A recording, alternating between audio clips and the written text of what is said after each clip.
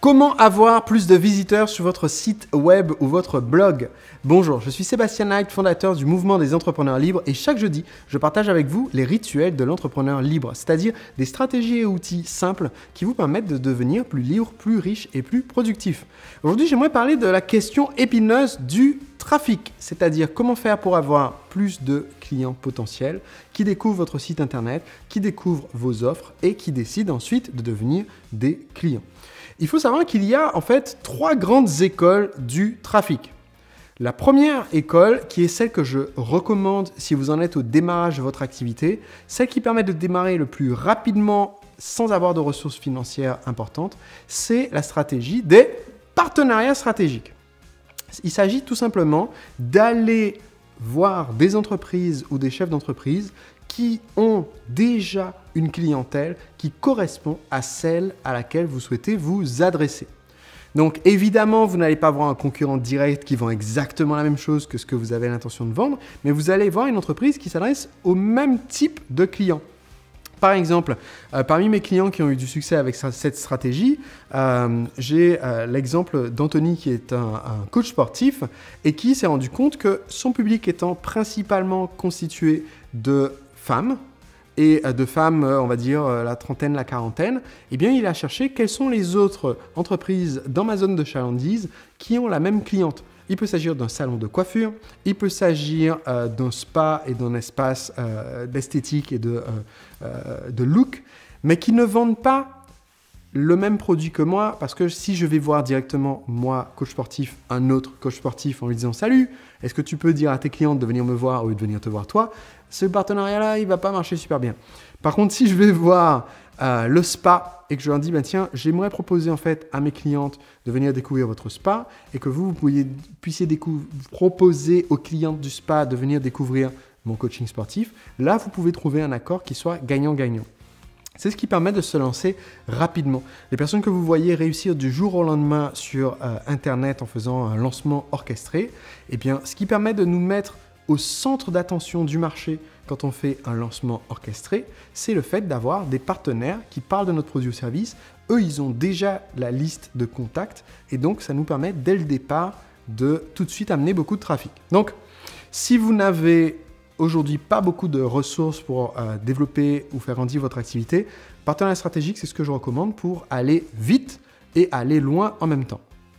Mais simultanément à ça, vous devriez aussi faire un effort pour la deuxième catégorie de trafic.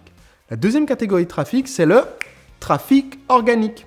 Il s'agit des gens qui viennent spontanément sur votre site internet, qui regardent vos vidéos, qui écoutent de l'audio, bref, qui vous découvrent sans que vous ayez investi en publicité. Pour avoir beaucoup de trafic organique, pour être bien référencé de nos jours dans les moteurs de recherche, Google, YouTube, Amazon, pour être bien référencé dans ces moteurs de recherche, eh bien, ce qu'il faut, c'est du contenu de qualité. C'est la clé, c'est ce contenu que vous mettez à disposition gratuitement sur Internet pour qu'on vous trouve. Et donc, il s'agit maintenant d'un effort de longue haleine. Ce qui est intéressant avec le trafic organique, c'est que l'effort que vous faites aujourd'hui va vous revenir au centuple au fil des prochaines années. Bon, ce qui est embêtant avec le trafic organique, c'est que l'effort que vous fournissez aujourd'hui va vous revenir au centuple au cours des prochaines années. Donc, il faut commencer aujourd'hui si vous voulez pouvoir en tirer les fruits dans 1 an, 2 ans, 5 ans. Donc, ce que je recommande à mes clients, c'est de toujours commencer par le trafic des partenariats stratégiques, mais le plus tôt possible, commencer à créer du contenu gratuit sur des sujets qui sont intéressants pour vos clients et clientes, de façon à ce que ce contenu gratuit continue de vous apporter des visiteurs au fil des prochaines années. De façon cumulative, vous vous retrouvez donc avec une grande bibliothèque de contenu. Par exemple, à l'heure où je fais cette vidéo sur ma chaîne YouTube, j'ai plus de 1000 vidéos différentes sur des thématiques qui touchent les entrepreneurs.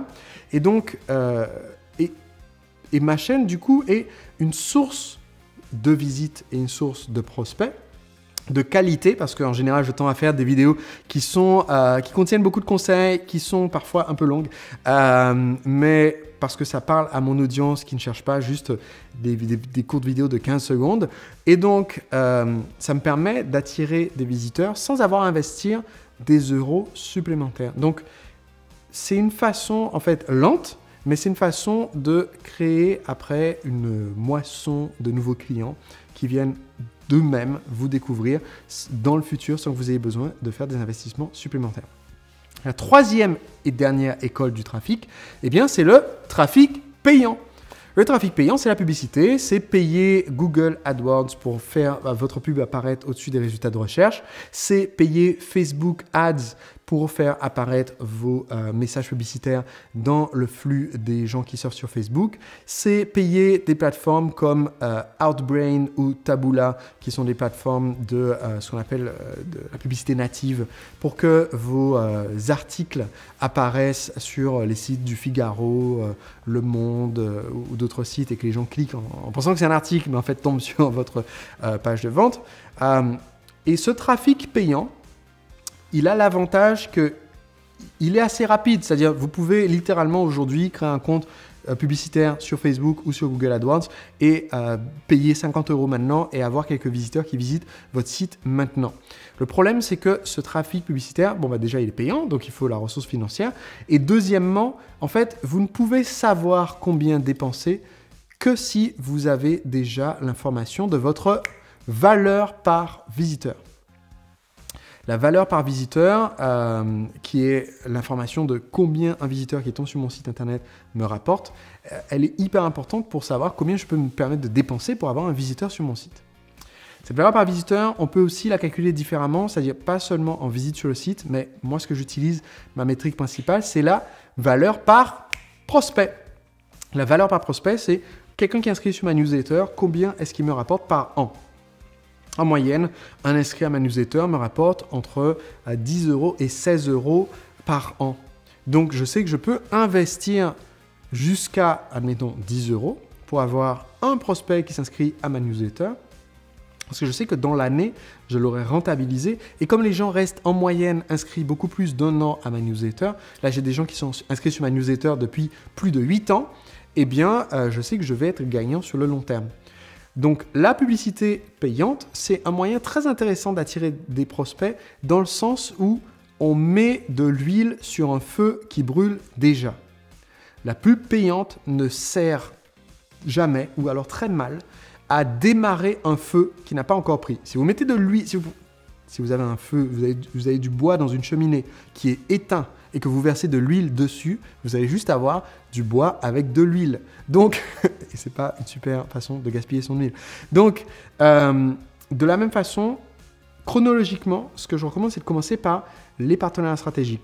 Une fois que vous avez suffisamment de prospects et que vous savez combien ils vous rapportent, vous pouvez commencer à investir dans la pub en sachant une chose supplémentaire qui est importante, c'est qu'un prospect froid rapporte moins qu'un prospect tiède. Qu'est-ce que ça veut dire ? Un prospect froid, c'est celui qui vient en cliquant sur une de vos pubs. Il a vu une pub sur Facebook, il a trouvé que le visuel était joli, il a cliqué. Il ne vous connaît ni d'Ève ni d'Adam, il ne connaît pas vos produits ou services, votre réputation. Et donc, il a moins de chances d'acheter lors de sa première visite que quelqu'un qui est un prospect tiède, c'est-à-dire à qui on a fait une recommandation.